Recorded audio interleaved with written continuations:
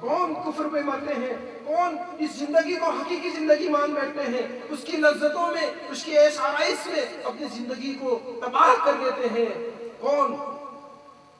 اب جس شخص میں جتنا نور زیادہ ہوگا وہ زیادہ نیک ہوگا. ہر ایک میں الگ الگ ہے. کسی میں زیادہ ہے نور کیونکہ عدم محض کا اندھیرا بھی ہے، صرف نور محمدی تم میں موجود نہیں ہے.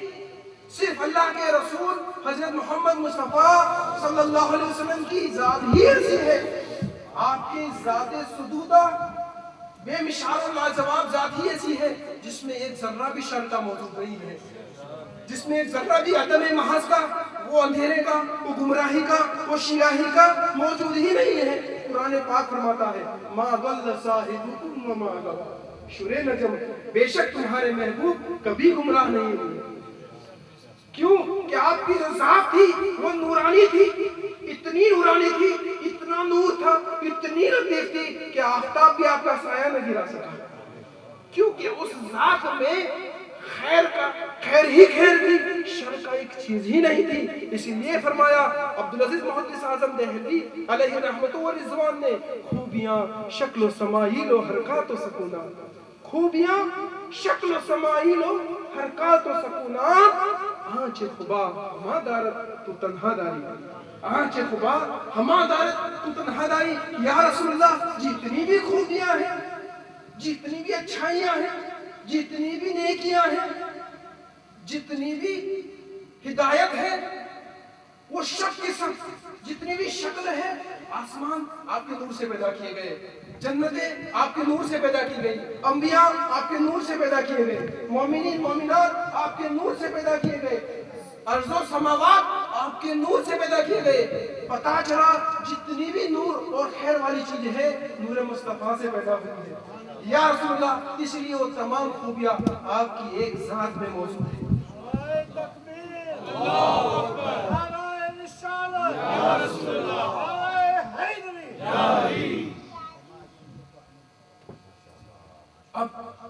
اب یہ بات رہی کہ امتحان، یہ ہمارا امتحان ہو رہا ہے دوستو. ایگزامینیشن ہے 3 گھنٹوں کی، تمہیں پیپر لکھنا ہے. جب ایگزام ختم ہو جائے گی اور آخری بیل بچ جائے گا، الارم بچ جائے گا، موت آ جائے گی، پھر تم چاہو گے پھر بھی سپلیمنٹری میں کچھ بھی لکھ نہیں سکو گے، پھر بھی کچھ بھی نہیں لکھ سکو گے. اس کی ایک ایک پل کو، اس کے ایک ایک لمحہ کو قیمتی سمجھو اور اللہ اور اس کے رسول کی نافرمانی سے دور ہو جاؤ اور اس کی اطاعت میں اور اس کی عبادت میں اپنی زندگی کو بشر کر دو. کیونکہ کس گھڑی اس جہان کا راستہ بند ہو جائے گا. غوث پاک لکھتے ہیں اس جہان کا راستہ عنقریب بند ہونے والا ہے، پھر کوئی رفیق سفر نہیں ملنے والا، پھر کوئی رفیق سفر نہیں بہنے والا.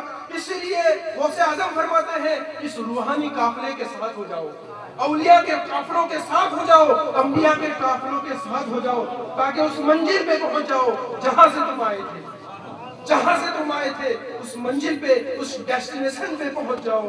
یہ بہت ضروری ہے دوستو، یہ ہمارا حقیقی مقصد ہے، اسی لیے ہم آئے ہیں دنیا کے. اب عدم محض کی شریعت اور اسماء و صفات کے انوار دونوں چیز اس میں یکساں تھی.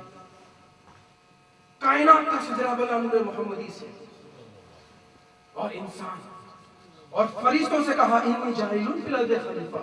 فرشتوں نے کہا قالوا اتجعل من یفسد، اسے زمین میں بھیجتا ہے جو جا کے فتنہ فساد کرے گا، گمراہیاں پھیلائے گا.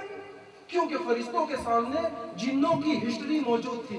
آدم علیہ السلام سے آنے سے پہلے جو ابو الجان تھے،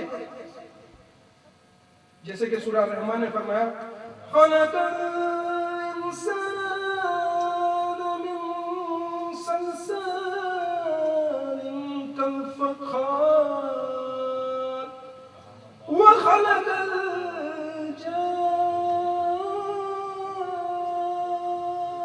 من مارج من نار. خلق الانسان من صلصال كالفخار، انسان کو میں نے بجتی ہوئی مٹی سے پیدا کیا. صلصال یعنی بجتی ہوئی سوکھی مٹی سے پیدا کیا.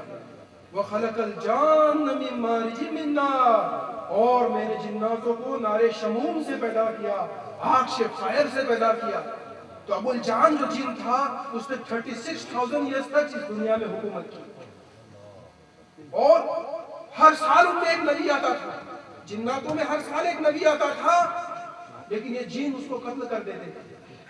اور 36,000 سال ختم ہونے آئے، چاروں طرف گمراہیاں پھیل گئی جیسے ابھی پھیل گئی ہے۔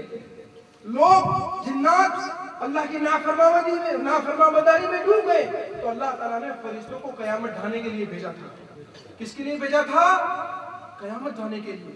اس میں کتنے فرشتے شہید ہو گئے تھے، تو فرشتوں کے سامنے وہ ہسٹری موجود تھی، اسی لیے سورہ بقرہ میں انہوں نے فرمایا قالوا آتو جالو من یفسد، یا اللہ اسے پیدا کرتا ہے جو فساد کرے گا، لیکن اللہ نے فرمایا قالوا انی اعلم ما لا تعلمون، اے فرشتوں جو میں جانتا ہوں وہ تم نہیں جانتے، اے انجلز جو میں جانتا ہوں وہ تم نہیں جانتے کہ یہ انسان میں کیا چھپا ہوا ہے، یہ انسان کی حقیقت کیا ہے، یہ انسان کی حقیقت کیا ہے تم نہیں جانتے۔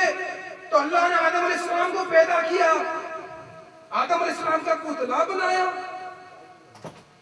اور اس آدم علیہ السلام کو قرآن پاک میں پھر فرمایا وَعَلَّمَ آدَمَ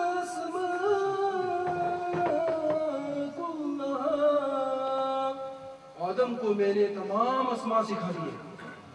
ابھی تک وہ فرشتے جو کتابوں کے ذریعے علم حاصل کرتے تھے، جو وائس اور نصیحت کے ذریعے علم حاصل کرتے تھے، اللہ تعالیٰ نے ایک ہی لمحے میں آدم پہ ایک ایسی توجہ کی کہ تمام مخلوقات کا علم آدم کو عطا کر دیا، تمام مخلوقات کے نام اس کی صفت بتا دی ایک ہی پل میں۔